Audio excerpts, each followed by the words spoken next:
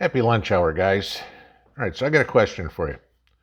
Who knows who Emma Lazarus is? Probably not many people. I'm going to give you a little story and then tell you why. Now, most of us know that the Statue of Liberty was actually donated to the United States by the French. Okay, the French paid to sculpt it, the French paid to ship it over to the United States.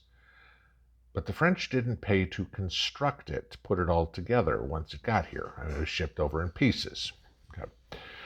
So the U.S. had to pay the construction for it. And at the time, it was going to be about $100,000, which is somewhere around $2.5 million now. Okay.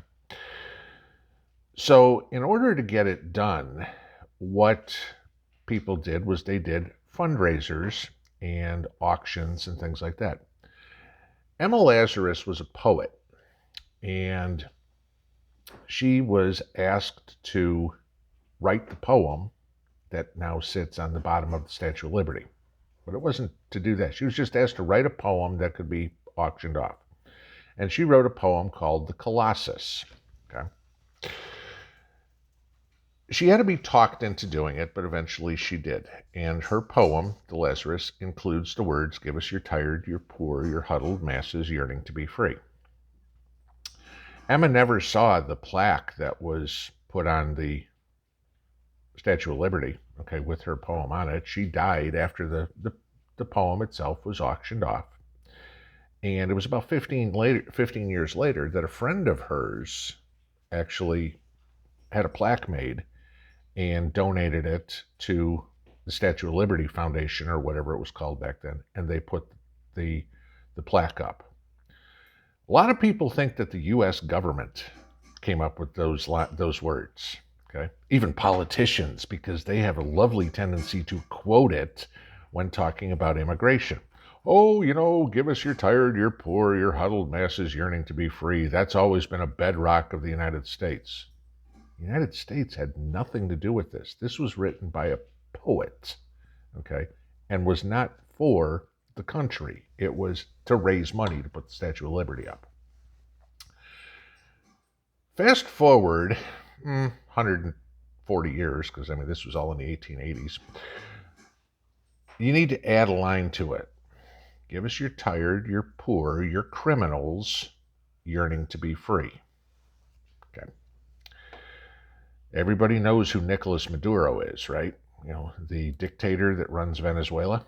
Venezuela's been in the news a lot lately, huh? Martha's Vineyard. What is Maduro doing? Now, mind you, Venezuela is no friend to the United States. Maduro certainly is no friend to the United States. Venezuela is as communist as you get. Okay? We all know what's happened to the Bolivar and, how well communism works, okay? Hyperinflation and all this sort of stuff. Well, Maduro's having fun with this whole migrant caravan crap and the open borders stuff that we're getting out of the liberal left in Washington. Maduro, according to DHS, okay, this isn't some fly-by-night, somebody figured this out. DHS has come out and said this. Maduro is emptying his prisons and sending the prisoners, along with all these caravans, to the United States. Yeah, okay.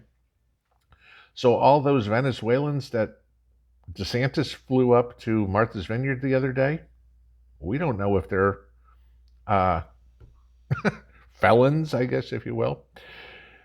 And this isn't some guy who was caught shoplifting, okay?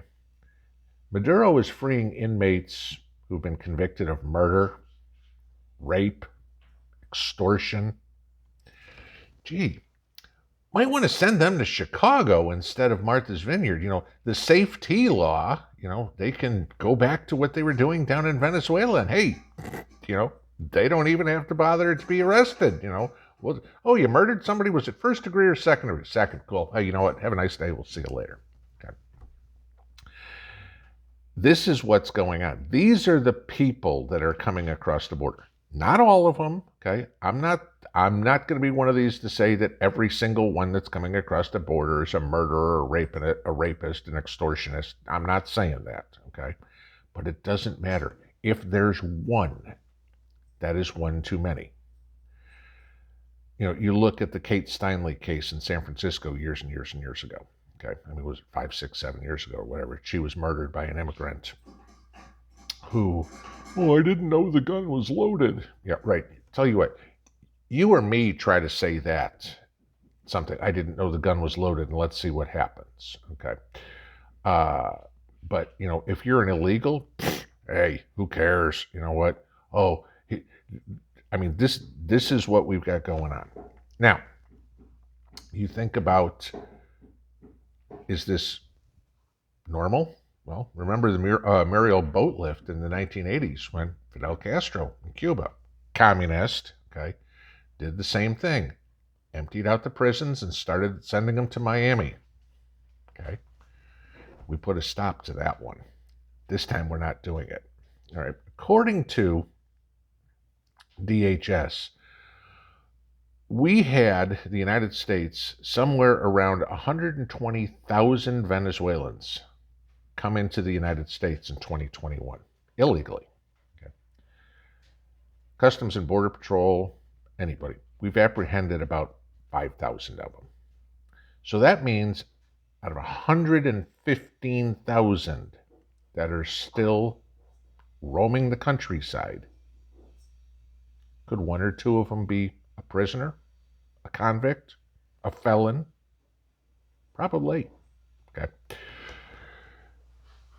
This is what illegal immigration is doing. This is why the border needs to be closed. We're now importing criminals. Now, you remember, you know, all the flack that Trump got when he was saying, you know, murderers and rapists and stuff like that coming across the border. And of course, the liberal media tried to paint it like he's calling all Mexicans murderers and rapists and stuff like that. No, he was saying there's some. Guess what? History will prove again that, oh, I don't know, Trump was right. Okay. This is the problem of what we're facing. Okay. We already know that there's MS-13 gang members coming up through these caravans. Now we know we've got felons, murderers, rapists, extortionists. I mean, it sounds like the mafia to me, coming into the United States. What happens when the next Kate Steinle situation comes around?